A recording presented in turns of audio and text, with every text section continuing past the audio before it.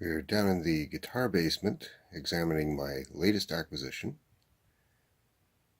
This is an R.S. Williams built parlor guitar, probably 1930s to 1940s.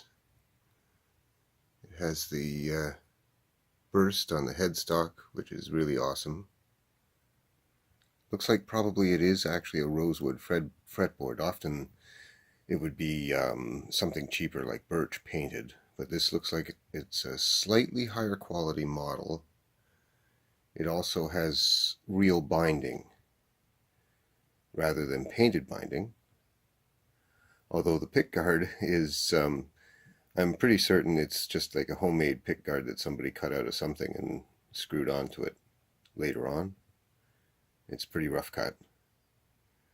It has the typical R.S. Williams bridge, which is one of the ways you can tell that this is definitely an R.S. Williams made in Toronto guitar.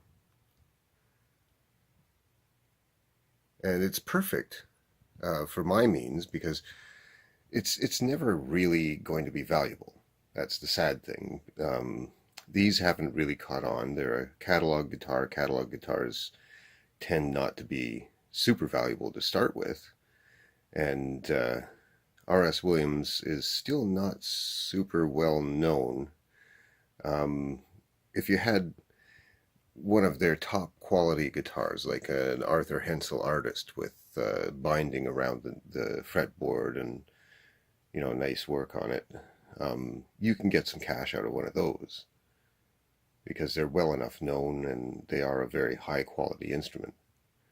But this is just a slightly higher quality parlor guitar than the average that was going around at the time. Probably all birch, ladder braced, and it's never probably going to be really all that valuable. So this is the kind of a thing that I will work on because I'm not going to ruin a instrument that could be thousands of dollars. And it definitely has a few problems. Its bridge is lifted to the point that only a teeny tiny bit of it is attached at all, and the pegs are literally actually holding it on. There's a tiny bit of sink, which seems to be a common problem with this model because I have identical, although slightly lesser, well appointed. It's painted binding and it is a painted fretboard. So the model that I have, I might be able to glean parts from it if I absolutely have to, but it's actually, believe it or not, in worse shape. Like it's got worse sink. And it's a lesser guitar to start with, so I'm going to try to stick with as much of exactly what's here as I can. And the sink isn't very bad, so we'll see what we can do with that. The neck is definitely lifting, so I'm going to have to remove the neck and reset it anyways, so that's probably a good thing that it's actually already starting to come off. The tuners are in rough shape. They definitely need to be rebuilt at least. I'll probably replace them and worry about rebuilding them later.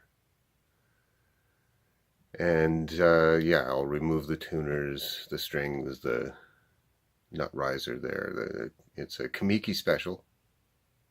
Awesome. And we'll remove the bridge and the pickguard. And then we'll go at this problem. Here's something that's perhaps a teeny tiny bit more concerning. It's kind of like this crystalline looking bit of stuff going, but then you see little white fluff bits too. I think that it might possibly be the beginning of some kind of a mold trying to get into it. So, the first thing we have to do once we get all of the hardware off of it is very, very, very thoroughly clean it, probably a couple of times, and dry it off, and then let it sit for a day so it gets good and dry, and do it again, the whole thing, and then go over it with hot water and vinegar. Pad that down so it's dry, but then Don't clean it off, just let it sit. And yes, most of that stuff shouldn't affect finish, but it might. But mold's worse, so we have to go about making certain that it's fully cleaned off, and if there's anything left behind, it isn't alive, and it's been cleaned as thoroughly as possible,